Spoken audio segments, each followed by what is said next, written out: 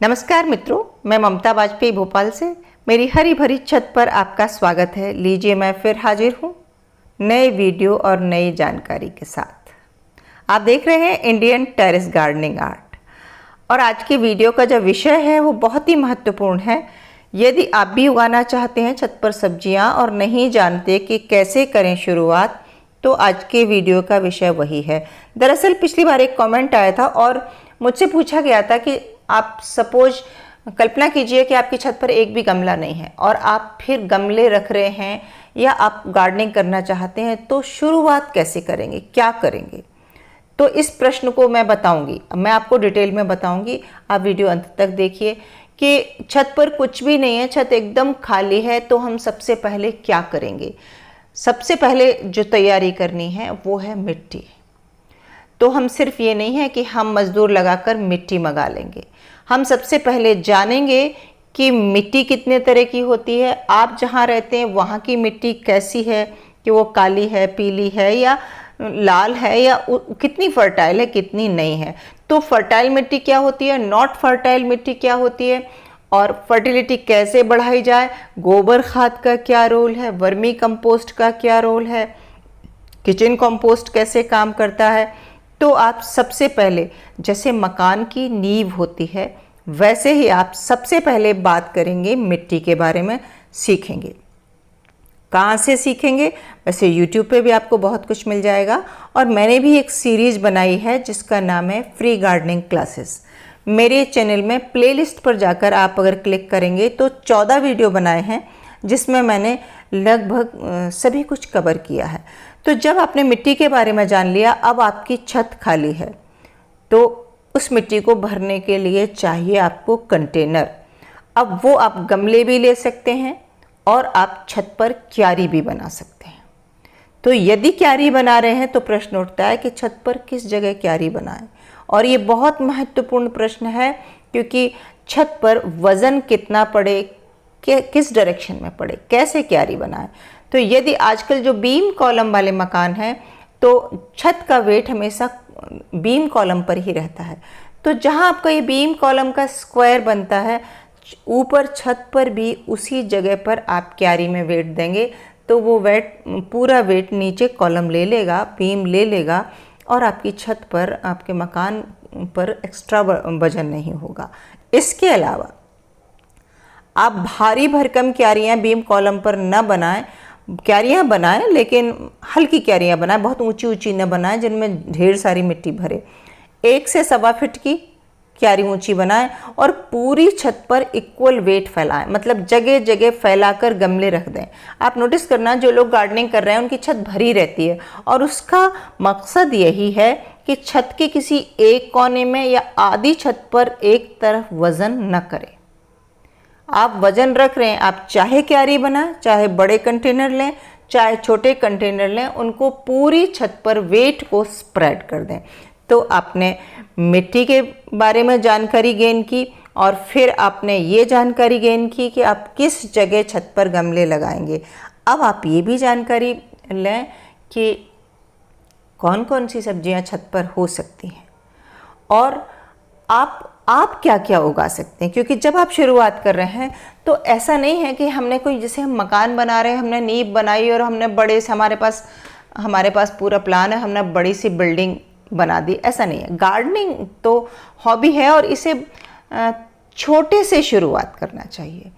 आप अगर क्यारी बना रहे हैं तो एक क्यारी से शुरू करें और फिर आप सीखें कि आप क्या क्या उगा सकते हैं और सच में उगा सकते हैं या नहीं।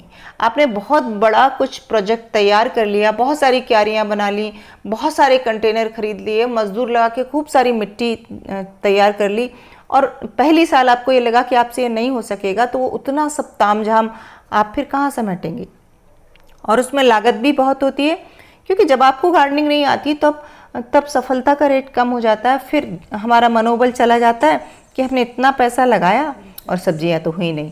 तो आप 10-12 गमले, बड़े साइज के गमले में खेती करें। ये मैं अपने अनुभव से आपको बता रही हूँ और मैं इसीलिए अपनी इसकी क्लिप चला रही हूँ छत के गार्डन की, कि आप देखिए तो कि इसमें कहीं भी मैंने कोशिश की है कि छोटे गमलों में सब्जी मैं नहीं उगा रही।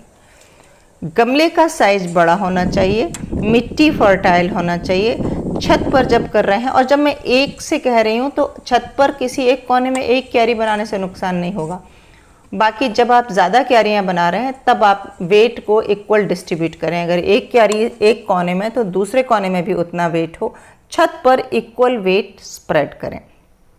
अब आ जाती है बात कि कब कौन सा बीज बोएं। फिर ये देखिए, कृषि एक विज्ञान है और बाकायदा हमारे यहाँ इसकी डिग्री ली जाती है, पढ़ाई की जाती है। और हमारे यहाँ जो किसान है, ठीक है कि वो पढ़ा लिखा नहीं होता, पर उसके यहाँ पैतृक खेती होती है और पीढ़ी दर पीढ़ी ये ज्ञान आगे, पिछली पीढ़ी आगे की पीढ़ी को ट्रांसफ़र कर देती है। तो उनके पास ज्ञान होता है, उनके पास डिग्री कागज़ की नहीं होती, लेकिन उनके पास प्रैक्टिकली सारा अनुभव होता है, तब वो खेती करते हैं। यदि आप महानगर में, आप छत पर कर रहे हैं, आपने कृषि बिल्कुल विज्ञान पढ़ा नहीं है, खेत कभी गए नहीं हैं, मिट्टी के बारे में जानते नहीं हैं, तो आपको पहले सीखना होगा। ऐसा मैं बिल्कुल नहीं कहती कि आप नहीं कर सकते, आप बहुत अच्छे से कर सकते हैं, लेकिन आप थोड़े से शुरुआत करें। और जैसे कि मैंने बताया कि आप पहले सीखें चीज़ें। बीज आपको कब बोना है, हर बीज का अपना समय होता है और ये कठिन नहीं होता। हम साल में 2-3 बार सब्जियां उगाते हैं। गर्मियों में कम सब्जियां होती हैं। अगर आप नए हैं तो आप गर्मियों से शुरुआत बिल्कुल ना करें, आप बरसात से शुरुआत करें या फिर ठंड की सब्जियों से शुरू करें। जो बरसात की सब्जियां होती हैं वो जून, जुलाई, अगस्त तक हम उनकी बुआई करते हैं और वो ज़्यादातर बेल वर्गीय सब्जियां होती हैं, कुछ भाजियां भी होती हैं। इसके अलावा फिर ठंड में जो हम सब्जियां उगाते हैं वो उनकी लिस्ट बहुत लंबी है और वो हम उसकी बुआई करते हैं, सितंबर से शुरू हो जाती है और अक्टूबर नवंबर तक हम बुआई करते हैं। और यदि आप थोड़े से भी अनुभवी हैं तो आप गर्मी में, फिर फरवरी मार्च में, तो ये चीज़ आपको पता हो कि हम साल में 3 बार हम बुआई करते हैं। ऐसा नहीं है कि हमारा जब मन आया तब हमने बीज डाल दिया और वो अंकुरित भी हो जाता है, लेकिन वो फिर आगे ग्रोथ नहीं लेता। फसल का एक चक्र होता है और उसके बीज का बोने का निर्धारित समय होता है और वो लंबा होता है, 1 महीने से 1.5 महीना, 2 महीने तक होता है, तो आपको अच्छे से टाइम मिलता है। ज़्यादातर नए लोग जो है ना, यही गलती करते हैं कि उन्हें सीड सोइंग का टाइम नहीं पता होता। अब बात आ जाती है, आजकल बहुत से बीज ऐसे भी आ गए हैं जो हाइब्रिड कहलाते हैं, जिनके बोने का समय भी आगे पीछे हुआ है। तो वो भी आप जब करेंगे, शुरुआत करेंगे, आप 5 गमले से करेंगे, आप लौकी तोरी से शुरू करें। जब ठंड आ जाती है तो आप मूली, गाजर, बैंगन, पत्ता गोभी, फूल गोभी, ये 4-5 सब्जियों से शुरू करें। और जिन सब्जियों की आप पौध नहीं उगा सकते हैं, वैसे तो जो नए होते हैं मैं उनसे कहूँगी कि वो घर पर भी पौध बनाना सीखें, क्योंकि ये बहुत ज़रूरी हो जाता है। कई बार हमें पौध नहीं मिल पाती तो फिर हमारा सब काम रुक जाता है। तो यदि आप पौध उगाना नहीं जानते तो फिर नर्सरीज में भी पौध मिलती है।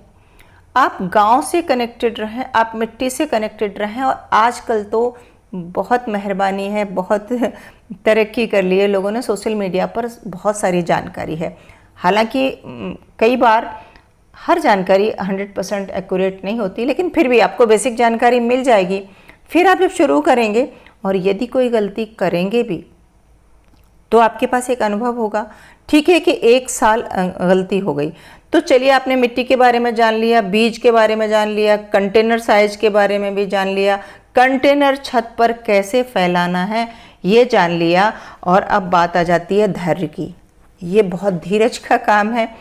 अगर असफलता मिलती भी है, हमारे किसानों को भी मिलती है, जबकि वो सब कुछ करते हैं तब भी कई बार असफलता मिलती है। तो धीरज नहीं खोना, धीरे धीरे थोड़े थोड़े से शुरुआत करें। और इसमें जो असफलता मिलती है उसका बड़ा कारण होता है रोग। तो रोग प्रबंधन, कीट प्रबंधन पर विशेष आप गौर करें। और यदि आप नए हैं और आप ऑर्गेनिक खेती की बात कर रहे हैं और आपको सफलता नहीं मिल रही है, तो मैं एक सूत्र बताती हूँ कि हल्की मात्रा में थोड़ा सा 1 से 2 बार आप केमिकल स्प्रे करके शुरुआत करें। 2-3 साल आप ऐसी खेती करें, फिर आप धीरे धीरे ट्रांसफ़र हों ऑर्गेनिक।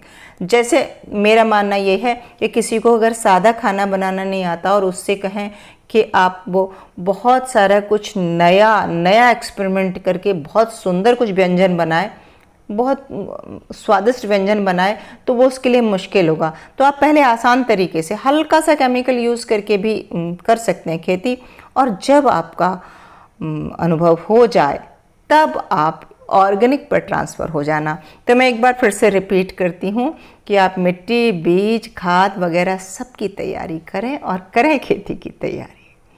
कैसा लगा वीडियो ज़रूर बताना। मिलते हैं अगले वीडियो में, तब तक के लिए नमस्कार।